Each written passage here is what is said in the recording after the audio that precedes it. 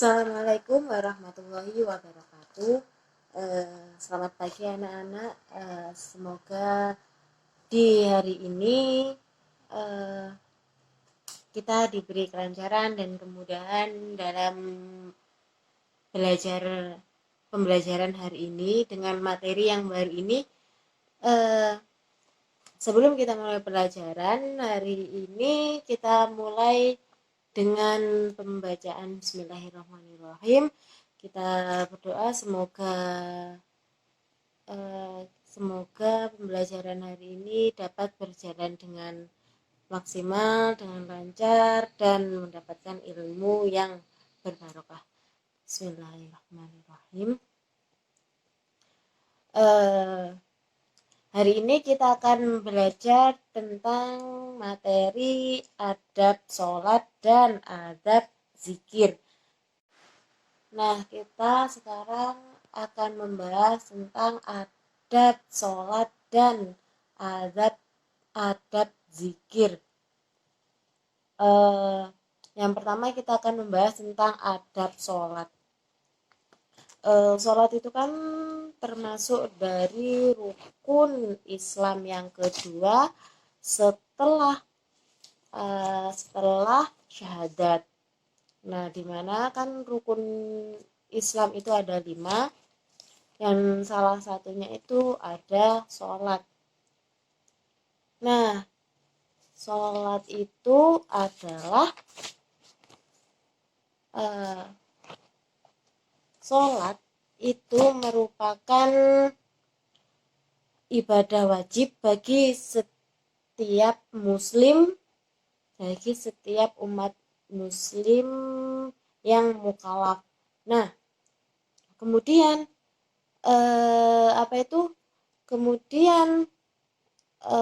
sholat ini seperti atau diibaratkan sebagai sarana komunikasi antara hamba kepada Tuhannya, kepada Allah Subhanahu wa Ta'ala. Jadi sholat ini perantara kita sebagai seorang muslim untuk berkomunikasi dengan Allah Subhanahu wa Ta'ala, di mana dalam sholat ini kita bisa berdoa dan memohon apa yang kita inginkan, seperti itu. Kemudian menurut istilah itu, sholat itu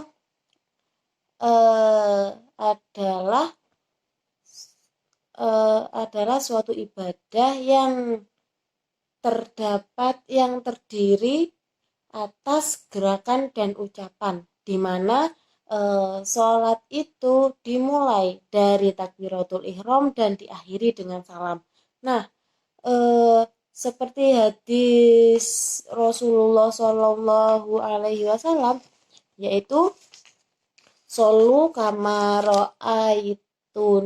ro'aitumuni ushol. Ingin sholat kita bisa sempurna, kemudian kemudian bisa khusyuk. Nah, sholat itu ada adab-adabnya, ada caranya. Nah, apa saja adab-adab dalam sholat sehingga bisa menambah dan menyempurnakan ibadah sholat kita itu sendiri. Nah, adab-adabnya itu ada 5. Yang pertama yaitu mengerjakan sholat tepat waktu. Jadi ketika azan sudah berkumandang, kita harus bergegas untuk segera melaksanakan sholat. Kita bisa ke masjid, ke musola, atau di rumah berjamaah, atau sholat sendiri seperti itu. Tapi lebih baik itu kita melakukan sholat dengan berjamaah seperti itu. Kemudian kalau bisa itu kita sholat itu jangan menunda-nunda, sholatnya jangan ditunda-tunda. Kalau misalnya ditunda-tunda, nanti takutnya ada sesuatu yang tidak diinginkan, sesuatu yang tidak diharapkan itu terjadi. Kalau misalnya kita lupa, sekarang sudah masuk waktunya sudah waktu misalnya sudah waktu masuk waktu isya. Nah, kita itu menunda-nunda sholat isyanya atau menunda sholat isya, seperti kita lebih mementingkan bermain game atau bermain HP sehingga kita tidak memperdulikan sholat. Nah, lama-lama kan sholatnya tertinggal dan tidak terlaksana seperti itu. Jadi kita harus menyegerakan sholat. Kecuali kalau misalnya ada apa itu ada sesuatu yang mengharuskan atau yang dibenarkan oleh syariat. Misalnya kalau misalnya cewek itu kan ada haid, ada menstruasi seperti itu. Jadi kan tidak itu kan apa ya itu kan syariat bisa jadi apa jadi kan halangan seperti itu. Kemudian yang kedua yaitu merapikan dan membersihkan tempat sholat. Nah, sebelum kita melaksanakan sholat, tempat yang akan kita buat sholat itu kita harus bersihkan, kita harus rapikan, dibersihkan dari segala najis. Misalnya kalau sholat di musola atau di rumah itu ada najis, misalnya najis apa ya kotoran cicak. Nah, kita kalau bisa itu segera dibersihkan, soalnya apa ya kalau misalnya tidak dibersihkan kan takutnya itu mengganggu sholat, mengganggu ibadah sholat kita. Kemudian itu menyingkirkan gambar-gambar gambar-gambar atau apapun yang mengganggu kekhusyuan sholat. Misalnya di depan itu ada gambar yang kita sukai, terus kita sholat dengan melihat gambar tersebut, jadinya kita terganggu dengan gambar tersebut, kita tidak khusyuk dalam sholat kita, dan kita akan segera melanjutkan apa kita kan dari ketidakkhusyuan sholat itu tadi karena gambar itu tadi, jadi kita biasanya sholat dengan terburu-buru seperti itu. Kemudian yang ketiga yaitu memakai pakaian yang baik dan saat hendak melaksanakan atau mengerjakan sholat. Nah, dalam sholat kita juga dianjurkan untuk memakai atau menggunakan pakaian yang baik dan menutup aurat. Kalau misalnya yang perempuan itu kan memakai pakaian yang menutup aurat seperti itu. Jangan memakai pakaian yang terbuka, dan kemudian kan memakai mukena, dan mukenanya itu harus yang baik, jangan apa ya kan biasanya ada yang nerawang, jangan pakai yang nerawang dan tipis, soalnya kalau misalnya nanti kena angin itu akan kena angin dan akan buka akan apa itu ke bawah angin kan bisa membuka aurat kalau misalnya itu memakai apa itu memakai mukena yang parasit, itu mukena yang tipis seperti itu. Kemudian kalau cowok itu, kalau laki-laki itu sholatnya itu menutup aurat dengan apa? Memakai pakaian yang bagus, pakaian takwa dan juga sarung atau celana seperti itu. Dan kalau bisa itu dalam melaksanakan sholat dan dalam melakukan ibadah sholat kita memakai wangi-wangian. Kemudian yang keempat yaitu menyesal serta bersedih jika tidak dapat menunaikan dan menikmati sholat dengan baik dan sempurna. Kalau bisa kita usahakan kalau misalnya kita sudah terbiasa melakukan sholat, kalau tidak melakukan sholat itu apa ya kita merasa menyesal tidak bisa melaksanakan sholat. Intinya itu dari nomor 4 ini apa ya kita harus membiasakan diri untuk melaksanakan sholat itu sendiri, melaksanakan ibadah sholat itu sendiri. Kemudian yang kelima yaitu melakukan ibadah sholat dengan khusyuk. Nah, dalam melaksanakan sholat ini, melakukan ibadah sholat ini, kita dianjurkan untuk apa itu? Dianjurkan untuk memiliki niat yang khusyuk, niat yang baik dalam melaksanakan sholat. Jangan terburu-buru. Seperti apa ya?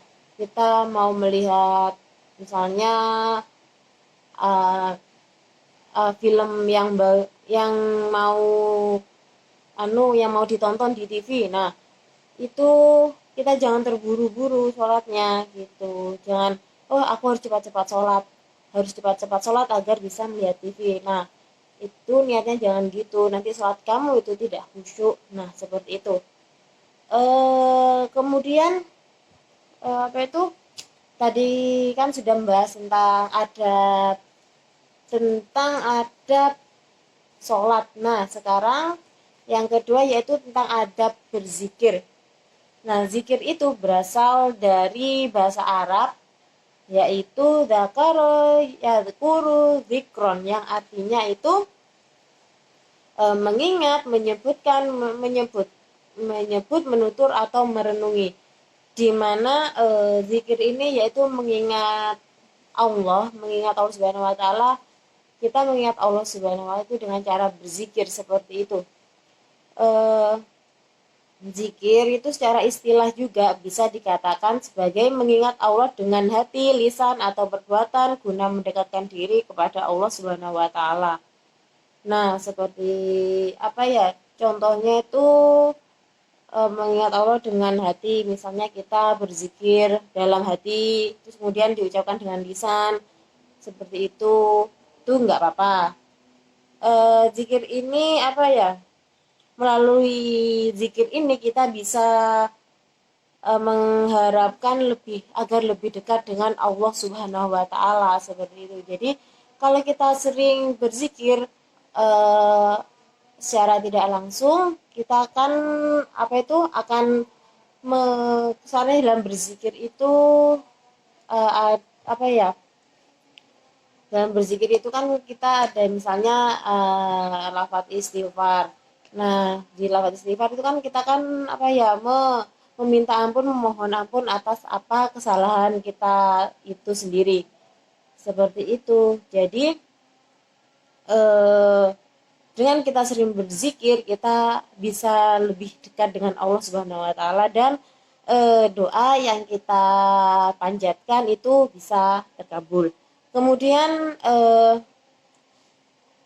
zikir itu ada apa saja sih? Nah, zikir itu bisa dengan menyebut Asmaul Husna, nama-nama Allah yang 99 itu, kemudian dengan tahlil, tasbih, takbir, dan kemudian tahmid.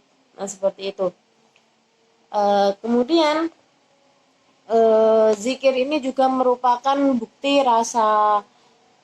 rasa bukti cinta kita sebagai hambanya kepada Allah Subhanahu wa taala, karena telah diberikan kenikmatan, terus kemudian kenikmatan, kemudian rasa syukur terhadap Allah Subhanahu wa taala atas apa yang diberikan kepada kita hambanya.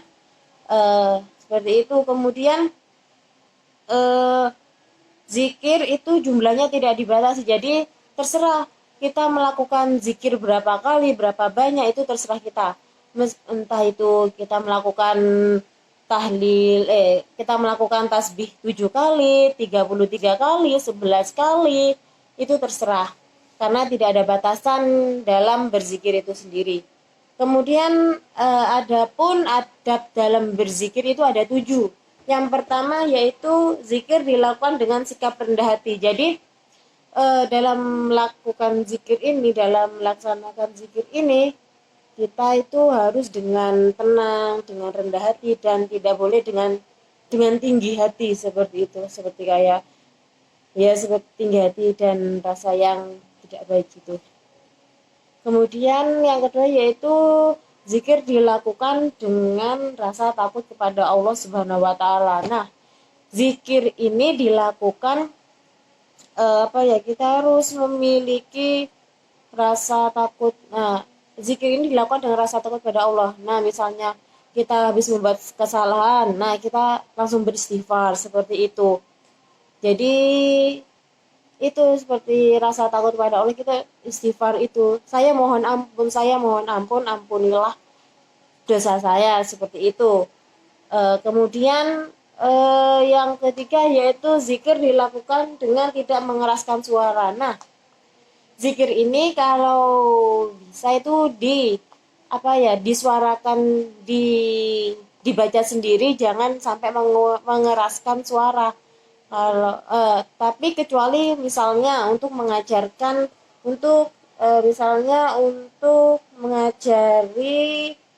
berniat untuk mengajari secara tidak langsung bagi jamaah yang belum bisa berzikir. Nah, contoh kalau sholat jamaah itu kan imamnya zikirnya kan keras. Nah, itu nggak apa-apa, soalnya kan apa ya? Itu bukti untuk mengajari para jamaah untuk berzikir. Bagaimana zikir yang diucapkan dengan baik itu seperti itu. Tapi alangkah baiknya kalau misalnya kita sudah bisa zikir itu diucapkan sendiri dengan niat kita sendiri dengan pelan-pelan seperti itu. Kemudian berusaha untuk memahami maknanya sehingga dapat khusyuk dalam mengerjakannya. Nah, apa itu zikir itu kita harus mengerti apa yang kita baca. Misalnya kita istighfar. Nah, kita harus tahu artinya istighfar itu apa. Nah, dalam berzikir itu kita apa ya? Harus melakukannya itu dengan niat dan mengerti artinya, misalnya astagfirullahaladzim, astagfirullahaladzim. Nah, kan itu mengandung arti ampunilah, ampunilah, ampunilah gitu. Jadi seperti itu. Jadi kalau misalnya kita mengetahui arti dari zikir tersebut, insya Allah zikir kita itu bisa khusyuk seperti itu. Kemudian yang keenam yaitu menggunakan pakaian yang bersih. Dalam berzikir itu kalau bisa diusahakan itu harus memakai pakaian yang bersih, kemudian memakai wangi-wangian seperti sholat tadi. Kalau bisa jangan memakai baju yang kotor, kemudian yang sobek-sobek, yang robek-robek, seperti itu jangan. Pakai baju yang rapi, yang menutup aurat, yang sopan, dan memakai wangi-wangian. Kemudian yang kelima yaitu duduk di suatu tempat atau ruangan yang suci. Kalau misalnya berzikir itu harus harus di tempat yang bersih. Misalnya seperti di musola, di masjid atau di rumah. Seperti itu, jangan jangan di nanah itu, jangan di tanah atau di pasir-pasir seperti itu. Kan kadang kita tidak tahu itu tanah di situ itu seperti apa kayak gitu. Kemudian yang keenam yaitu menggunakan yaitu yang ke enam kan tadi sudah menggunakan pakaian yang bersih. Kemudian yang terakhir yaitu memilih tempat yang sunyi. Nah, berzikir di tempat yang sunyi, tapi ya jangan yang sepi-sepi, yang gelap-gelapin jangan, tapi ya meskipun rame tapi tuh di tempat sunyi, misalnya di masjid kan, biasanya di masjid kan banyak yang